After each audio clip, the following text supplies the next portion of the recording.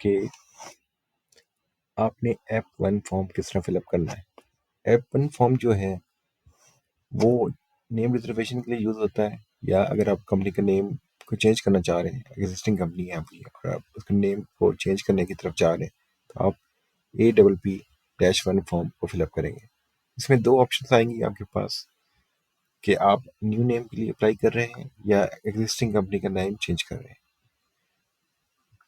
अगर आप किसी न्यू एग्जिस्टिंग कंपनी का नाम चेंज कर रहे हैं तो उसमें आप रीज़न मेंशन करेंगे कि आप क्यों कर रहे हैं। अगर आप न्यू कंपनी के लिए नेम अप्लाई कर रहे हैं तो आपने बताना है कि उसका पर्पस क्या है, और उसमें आपके पास तीन ऑप्शन होंगी। आप ऑप्शन 1, ऑप्शन 2, ऑप्शन 3 तीन नेम की ऑप्शन दे सकते हैं।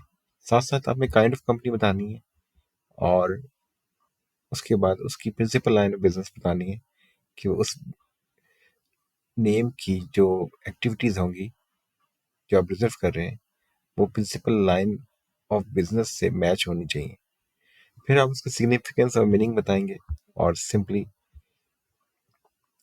उसके अगर आप वो स्पेशलाइज्ड बिजनेस नहीं है तो 2.7 में आप नॉट एप्लीकेबल लिख देंगे।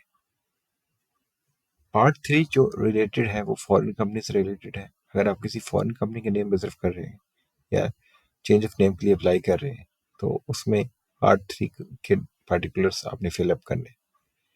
उसमें in case of change of name है तो आपने कंप्लीट नेम मेंशन करना है ऑफ एग्जिस्टिंग फॉरेन कंपनी का, और इनकॉर्पोरेशन डेट मेंशन करनी है, और किस कंट्री में वो इनकॉर्पोरेट है वो आपने मेंशन करना है, काइंड ऑफ कंपनी बतानी है,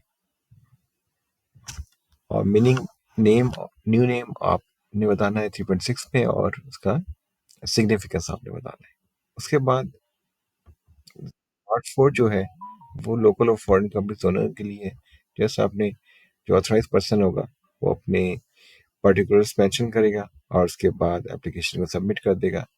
अगर आप किसी भी फॉर्म की या एप्लीकेशन की फीस मालूम करना चाहते हैं तो आप 7th शेड्यूल को कंपनीज एक्ट को एक दफ़ा देख लें, और उससे आप कैलकुलेट कर सकते हैं किसकी क्या फीस होगी। सो ये था प्रोसीजर आपका एप्लीकेशन 1 को फाइल करने के लिए जो कंपनीज रेगुलेशन 2024 का है।